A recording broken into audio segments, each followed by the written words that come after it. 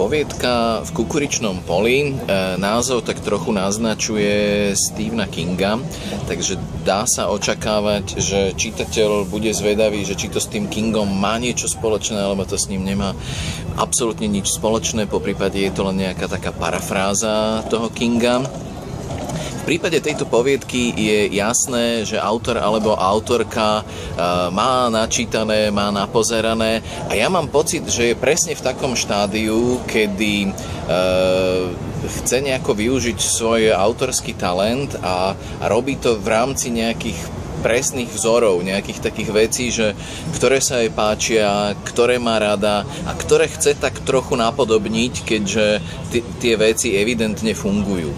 No a v tejto poviedke sa takýchto vzorov literárnych aj filmových zišlo hneď niekoľko. V prvom rade je to poviedka, ktorá je postavená na veľmi známom pôdoryse nočnej mory, alebo takého nejakého zlého sna, z ktorého sa niekto prebudí a uvedomí si, že všetky tie zlé veci, ktoré sa tam vlastne udiali a ktoré teda mohli skončiť veľmi zlé, sa mu iba snívali.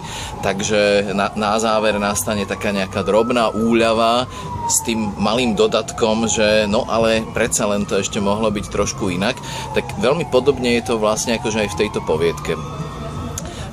Ono to na jednej strane toho Kinga tak niečím naznačuje, na druhej strane to tak niečím trošku naznačuje aj poviedku Jozefa Kariku, ktorá sa takisto odohráva vo vlaku a odohráva sa ale v noci za takých dosť dramatických okolností a takisto to má niečo spoločné aj s posunutým vedomím a tu tie podobnosti končia. No a toto v sebe skrýva niekoľko rizík, čiže to, že nadväzujem na nejaký vzor alebo sa snažím využiť nejaký vzor. Ako začiatočnícka poviedka je to veľmi fajn, pretože napodobňujem niečo, čo funguje, ale ako nejaká samostatná poviedka je to trošku problematické, ak do toho nevnesiem niečo trochu iné, niečo trochu prekvapivé alebo niečo trochu originálne, na čo ten čitateľ, ktorý to pozadie pozná, samozrejme čaká.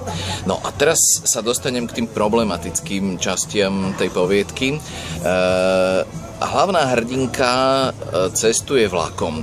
Prvý problém je ten, že my o tej hlavnej hrdinke v podstate absolútne nič nevieme. Nevieme, koľko má rokov, nevieme, čo je zač, vieme o nej, že cestuje s nejakou kabelkou, takže si možno povieme, že tak to už nebude celkom dievča, ale že možno, že to bude nejaká mladá slečna. A v tom vlaku sa zrazu začnú diať čudné veci. Vlak zastane zrazu niekde v kukuričnom poli, všade okolo je kukurica. Hneď nám naskočí ten King, že sa tam asi niečo bude diať. A naozaj sa tam nejaké desivé veci dejú. No a čitateľ zrazu sa posunie v deji a zistí, že ona sa zobudila niekde v nemocnici a že sa jej to celé iba snívalo, že má horúčku a ocitáme sa na pohotovosti. No a tu je druhý dosť veľký problém, ktorý si čitateľ kladie a zároveň je tam aj taká trochu možnosť nápravy, pretože tá realistická časť toho celého, ktorá sa odohráva na tej pohotovosti, by mala byť naozaj uveriteľná. Mala by byť taká, že to zoberieme, že nám to proste ako príde, že tak toto sa naozaj mohlo stať. A ja teda trošku mám problém uveriť, že niekto sa s horúčkou dostal na pohotovosť a že prišiel na pohotovosť s tým, že mu tam tú horúčku zrazia a že potom ho vezú túto mladú ženu na kresle k autu jeho rodičov a tam teda ešte sa udejú nejaké veci. Toto mi tak trošilinku nejako nesedí. Aj možno aj tie trošku iné diagnózy, ktoré tam boli na tej pohotovosti, ale zároveň som sa tak trochu potešil, keď tam tú pohotovosť naznačila, pretože tam to má veľký potenciál v tom, že zrazu tá realita v rámci reálnej nemocnice, reálneho lekárstva ponúka možnosť dostať sa do nejakého úplne iného levelu hororu, než bol ten horor v tej druhej rovine, v tej rovine vymyslenej.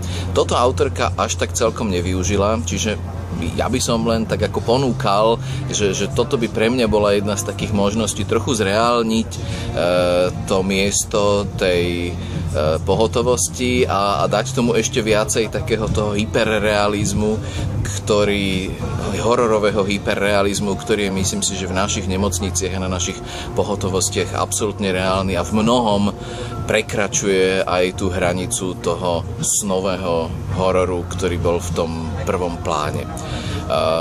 Čo sa týka toho, ako je to poviedka napísaná, tak až na niekoľko malých štilistických drobností v podstate nemám námietky. Myslím si, že ten autor alebo autorka je na dobrej ceste, akurát by si tie dve roviny mala nejako zjednotiť, alebo mala by to urobiť tak, aby tá rovina realistická bola uveriteľná. Potom už čitateľ, myslím si, veľmi ľahko uverí akémukoľvek nadsadenému príbehu, ktorý tam bude ďalej. Ale inak, myslím si, poviedka v Kukuričnom poli celkom fajn.